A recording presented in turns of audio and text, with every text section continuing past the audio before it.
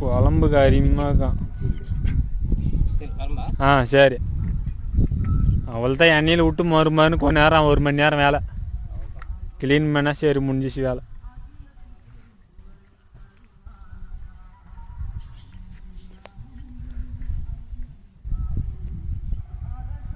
வா வலை விடலாம்.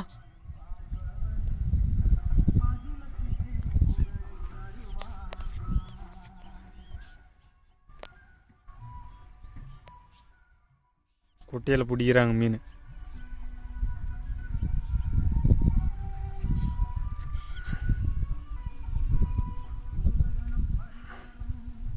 இந்த பக்கமும் பிடிக்கிறாங்க. வீடியோவில் காட்டின மாதிரி தான் எல்லா மீனும் பூரா டேமாண்ட தான். சரி நண்பர்களே, நன்றி, வணக்கம்.